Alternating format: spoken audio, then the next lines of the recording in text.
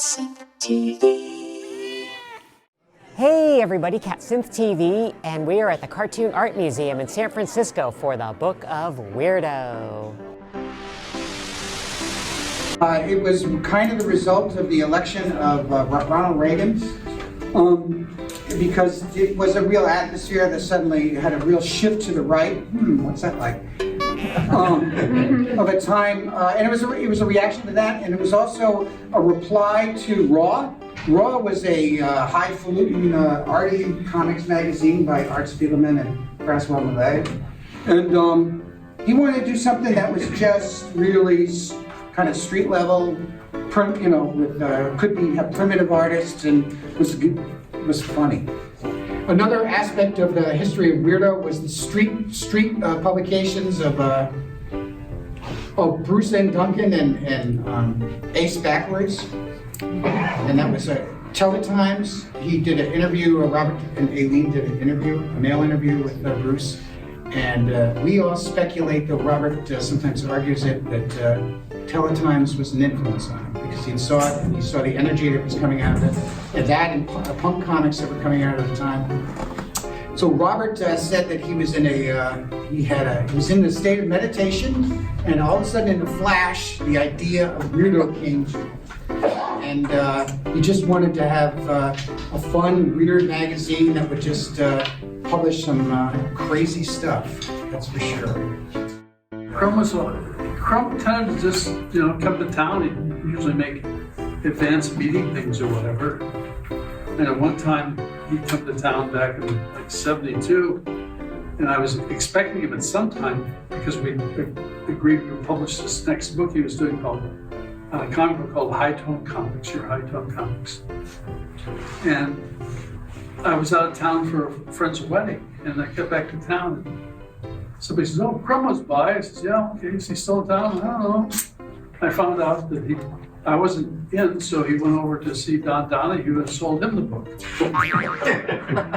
So it was, he always kind of like, probably somebody else would have published Weirdo had I not been in town when he showed up. And I came up with this idea for it, and I said, "Sure, why not? Let's do it." But my only agreement that I recall making with him was that he had to do all the covers, and that he had to put something of some cartoon work in the books themselves. And these were not, usually 32 pages plus covers was a comic book, but this one was bigger. I think it was 44 pages or something like that, and so it was bigger, and it was a larger size. It was not your 7 by 10; it was 8.5 by 11. When you say it was bigger, I think she was the greatest editor of Weirdo. She brought a real literary bent to the magazine, that like autobiographical comics, which is obviously a very important genre that's taking place today. This is a jam cover that Peter and Robert did.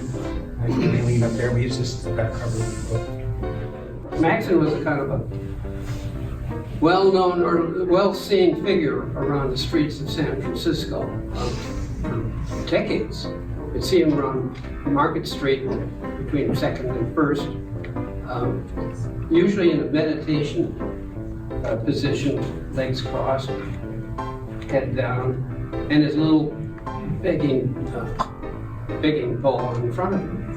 And that was it. I wanted to do a series of books bringing the young underground comics cartoonists into a broader market instead of just the head shops, that sort of thing.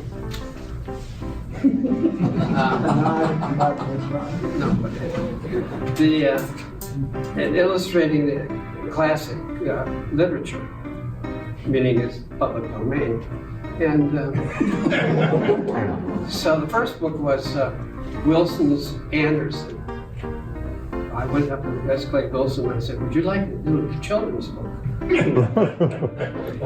He said, "Yeah, I always wanted to do a children's book." I said, "Okay, but no slicing and dicing of body parts, no exposed genitalia. This is a kid's book." He said, "Yeah, you can do that." And he did that. He did a good job. And it did a masterful job, beautiful artwork.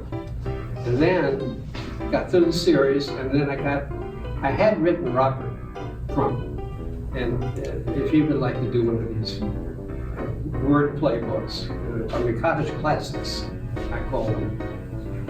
And he responded in the negative. He didn't want to illustrate anybody else's art, which is understandable. So that was that. And I got to see, and then suddenly I saw this guy outside my window. I had the office on Second and First in Market. And I said, I've seen that face somewhere before. And I think it was in one of your Weirdos, or one of the sketchbooks. And I recognized the face. So I thought, I've seen this guy. I have to ask him a question.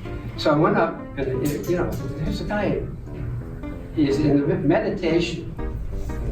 You don't just bust in on somebody, but you don't know what they're going to come up with, like fists. So I said, are you Maxon Crumb? Yes, I am. Do you have any artwork? And I explained about the book project, and he looked up and said, yes, I do. And we made an arrangement for him to come down and show me some samples. And the long and short of it is, he did the third book of the cottage classics called Maxon's Poe. And that was how I met Maxon, and that's how I got to know him. There's something about Weirdo that he really remembers fondly, and I think partly is that nobody ever really covered it. There's very, very little in the written record. The Comics Journal covered it a little bit, but nobody else really did. And I'm telling you, by reaching out to all the contributors, you guys, the contributors, there's a good number of them in this room, you guys love the thing.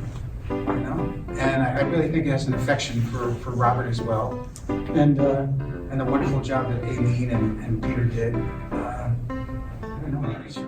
Weirdo, everybody get weird. Come on, everybody be a weirdo. To find out more about the Book of Weirdo, the panelists and their publications, and the Cartoon Art Museum, please check out the description below this video. Thanks for watching. Check out more at www.catsynth.com, and please subscribe to CatSynth TV.